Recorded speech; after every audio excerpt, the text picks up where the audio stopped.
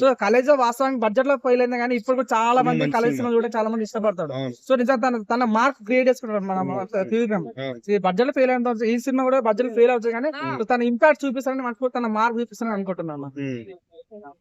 So looks ఎలా అనిపించింది మహేష్ బాబు గారి? లుక్స్ చెప్తాను, నేను చెప్తాను, నేనైతే జెన్యున్ చెప్తానా, గుండె మీద చేతి చెప్తానా.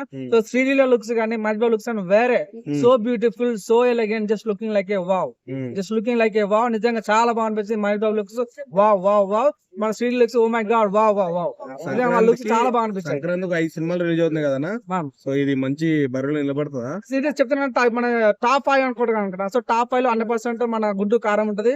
సో సెకండ్ ప్లేస్ లో చెప్తున్నా, సినిమా స్టోరీ బాగుంటుంది మాత్రం 100% హనుమాన్ సినిమా చాలా బజ్ ఉంది, ప్రజలు చాలా చాలా చూసి అక్కడ చూస్తున్నాము. సో చాలా బజ్ ఉంది. సినిమా స్టోరీ బాగుంటే మాత్రం సినిమాని ఎవరు ఆపలేడు అన్న.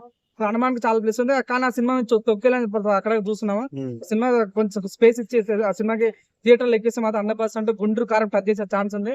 సో ఈ రెండు అయితే ఇవి రెండుగా హోరా హోరీగా యుద్ధం జరుగుతుంది అనుకుంటున్నాను. ఓకే, అయితే మన మధ్యలో దిగే ఎవరైతే తాత ఉన్నాడో ఆయన ఓటు తీసుకుని ఆ సాంగ్ చేశారు కదా, నువ్వు ఎలా ఫీల్ అవుతుంది? కుర్చీ మట్ట పెట్టాలి ఇక్కడ రోడ్డు మీద తాకది, నోట్లోకి వెళ్ళి తీసిన ఓడ అది, నువ్వు ఎట్లా ఫీల్ అవుతుంది? నిజంగా నేను చాలా హ్యాపీ ఫీల్ అయ్యాను. ఎందుకంటే నేను ఇక్కడ చూసాను, ఇదే ఏరియాలో తను మనలాగా రివ్యూలు ఇస్తుంటే, సో తను ఒక కుర్చీ మంత డైలాగ్ తోటి తను ఫేమస్ అవుతుంది, చాలా బాగా అనిపించింది. తర్వాత తను ఫేమస్ అయిన మన సోయల్ అక్కడ వాళ్ళందరూ కలిసి ఓకే తను సెటిల్ అయిపోయింది, తను హ్యాపీ ఉన్నా అనుకున్నా కానీ మళ్ళీ రిటర్న్ వచ్చి మళ్ళీ ఇక్కడ తను అడుక్కుంటుంటే బాగా అనిపించింది. చాలా మంది మనం చూసాము తను కుట్టడానికి ట్రై చేశారు, అది పెద్ద గొడవ అది. సో నేను అనుకున్నారు ఇంత పెద్ద సెలబ్రిటీ అయిన తనను ఇంత అంటే చాలా ఘోరంగా చూస్తారు అన్న ఫీలింగ్ ఉంది. కరెక్ట్ టైం లో తమన్ అన్న మంచి బ్రేక్ ఇచ్చాడు, నిజంగా హ్యాట్స్ ఆఫ్ చెప్పాలి.